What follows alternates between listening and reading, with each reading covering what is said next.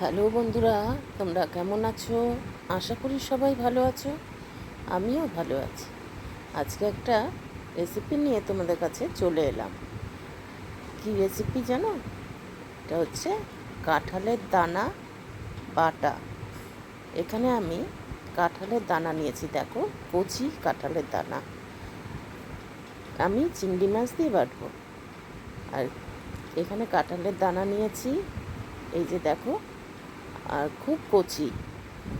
আর এর সঙ্গে নিয়েছি আমি চিংড়ি মাছ, লাল লঙ্কা, রসুন, আর হচ্ছে গিয়ে কালো জিরে। এগুলো দিয়ে আমি পুরো রেসিপিটা করব।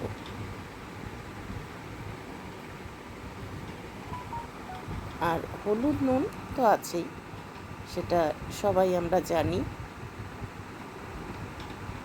এবারে এই কাঁঠালের দানা যেগুলো শক্ত হয়ে যায় সেগুলো বাটা খেতে ভালো লাগে। এটা আমি কচি বাটাটা করেছি, এটাও দুর্ধর্ষ খেতে লাগে। তোমরা বাড়িতে করে খেও, সত্যি খুব ভালো লাগে। এবারে আমি চলো দেখে নিই কী করি। এবার গ্যাসটা আমি জ্বালিয়ে নিলাম, এবার কড়া বসিয়ে দিলাম। কড়াটা গরম হবে, সেই অপেক্ষায় আমরা থাকি।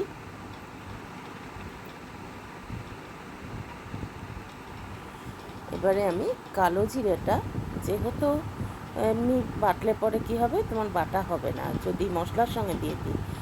আর এটা একটু টেলে নিলে পরে, টেলে নিয়ে আগে গুঁড়ো করে নেবে। আমি দেখো তাই করছি, টেলে নিচ্ছি একটু শুকনো কড়ায়। তারপরে আমি ওটা একটু বেটে নেব। কালো জিরেটা সুন্দর একটা কালো জিরের গন্ধ আছে না, সেই গন্ধটা বেরিয়ে গেছে দেখো। এবারে আমি মিক্সিং জারে নিয়ে বেটে ফেলেছি।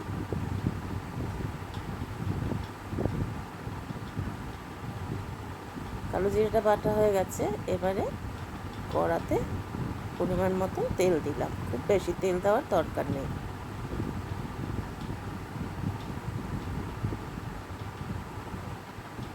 কাঁঠালের দানা বাটা এবং কাঁঠালের দানা ভাজা।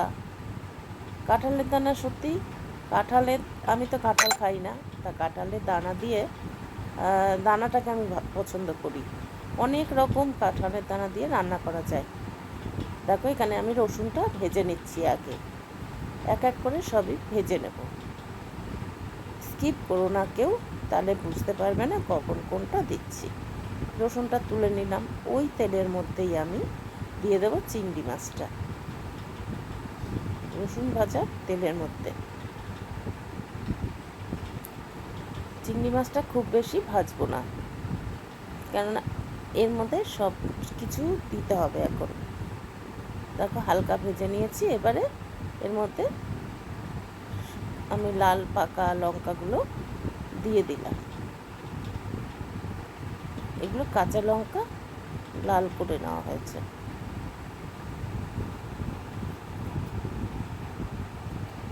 এইভাবে একটু লঙ্কাটাও ভাজা হয়ে যাবে। এই রেসিপিটা খেতে দুর্ধর্ষ লাগে, সত্যি বলছি, তোমরা একবার বাড়িতে করো। এবারে আমি ওই এঁচোড়ের যে দানাগুলো সেগুলো দিয়ে দিলাম। এগুলো কিন্তু খুব কচি এঁচোড়, এখনও তো খুব ভালোভাবে মানে হয়নি, সেটা বড় হয়নি। এই দানাটাও খেতে ভালো লাগে। আর যেগুলো শক্ত হয়ে যায়, বড় হয়ে গেছে, সেগুলোও খেতে ভালো লাগে। এবার আমি নুন দিয়ে দিলাম, নুন হলুদ পরিমাণ মতন দিয়ে দিলাম। নুনটা স্বাদ অনুযায়ী দিতে হবে।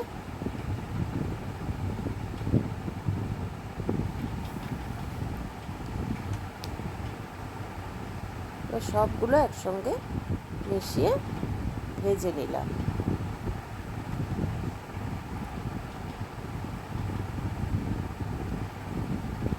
এঁচোড় খেতে তো সত্যিই ভালো লাগে।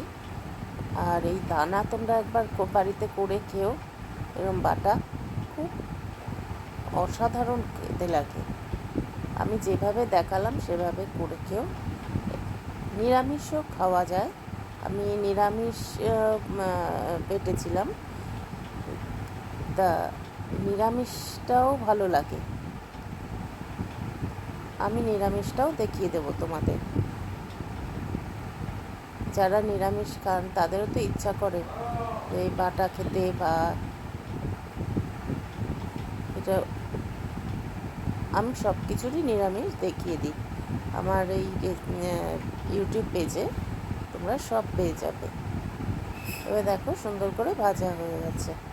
এবার আমি এই যে কালো জিরে বেটেছিলাম মিক্সিং জারের মধ্যে, সেইটার মধ্যে আমি দিয়ে দেব, একসঙ্গে দিয়ে সব বাটবো। একটু ঠান্ডা হয়ে যাক, বারবার একটু নেড়ে দিতে হবে, মানে ঠান্ডা না হলে মিক্সিং জারে দিলে না মিক্সিং জারটা নষ্ট হয়ে যায়। ওই জন্য এই কালো জিরে বাটার মধ্যে আমি সব, এর মধ্যে এবারে চিনিটা দিয়ে দিলাম। আমি 1 চিমটি মতন চিনি দিয়ে দিলাম।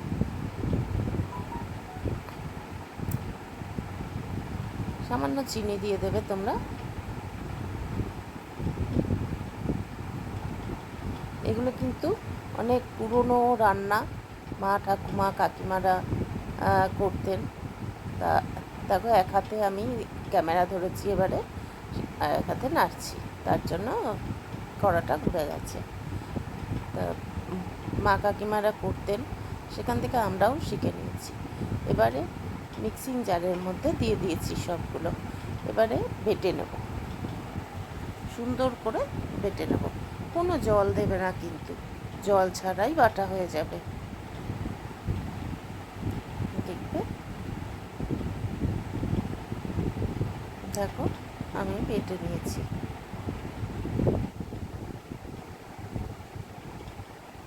সবাই তোমরা এইভাবে করো, খেয়েও।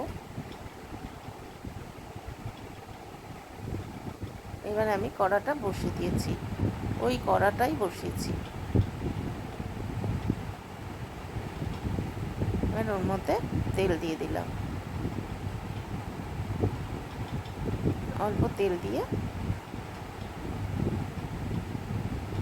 এবার ওই মিশ্রণটা আমি, এই কড়াটা গরম হলে মিশ্রণটা দিয়ে দেব, ওই পেস্টটা দিয়ে দেব।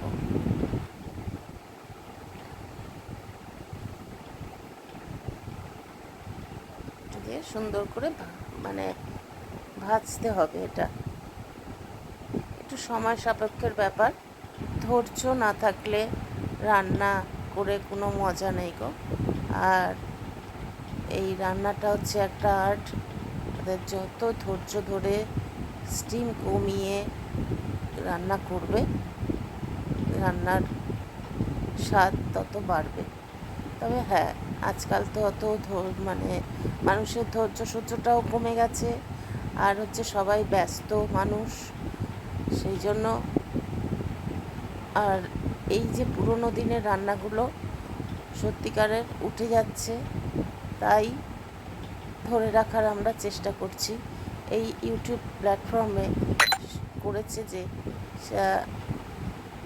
সত্যি ভালো করেছে, আর পুরোনো দিনের মা কাকিমাদের রান্নাগুলো আমরা বাঁচিয়ে রাখতে পারছি। সত্যি ব্যস্ততা জীবন এখন সবারই, আর একদিক দিয়ে হচ্ছে মানুষের ধৈর্যটাও কমে গেছে। যারা ব্যস্ত নয় তাদেরও ধৈর্য কমে গেছে, সবাই না, সবাই না। তবে কি, ধৈর্য সহ্য করে রান্না করলে রান্না খুব ভালো হয়, দেখবে। এই এই রেসিপিটা তোমরা একবার বাড়িতে করে খাবে, সত্যি দুর্ধর্ষ হয় খেতে, আর এক থালা ভাত খাওয়া হয়ে যায়। আমার তো এই বাটা ফাটা খুব ভালো লাগে, জানো। তোমাদের কীরকম লাগলো রেসিপিটা আমাকে একটা ছোট্ট কমেন্টের মাধ্যমে জানালে আমি খুব খুশি হব। আর অনুরোধ রইল এটা তোমাদের কাছে আমার। আমি এটা ভয়েসটা পড়ে দিয়েছি, কেননা রান্নাঘরে তো, আর রান্না করতে করতে আমি এক হাতে ক্যামেরা, এক হাতে ভয়েস, একদিকে রান্না করা, খুব কষ্ট হয়। আমাদের একটা ভিডিও করতে খুব কষ্ট হয়। তোমরা তাই বলি স্কিপ করো না। আর স্কিপ করলে এটা কখন দিলাম ওটা কখন দিলাম বুঝতে পারবে না।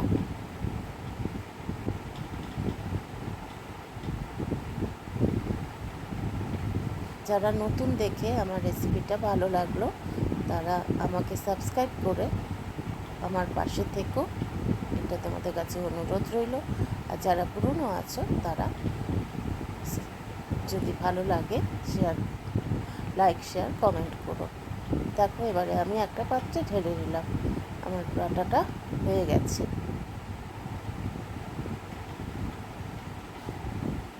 এইভাবে তোমরা খেয়েও করে, আমি বারবার বলছি সত্যি খুব স্বাদের এবং খুবই ভালো লাগে। সবাই বাড়ির সবাই ভালো বলবে। এখানেই শেষ করলাম এই রেসিপিটা, আর বড় করলাম না। তোমরা সবাই ভালো থেকো, সুস্থ থেকো, সাবধানে থেকো, আর নতুন নতুন রেসিপি করে করে খেও। আর নতুন রেসিপি পাওয়ার জন্য সবাই অপেক্ষা করো। আবার দেখা হবে পরবর্তী ভিডিওতে।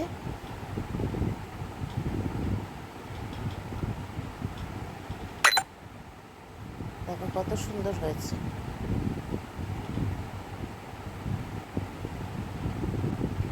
সবাই সুস্থ থেকো, ভালো থেকো, টাটা।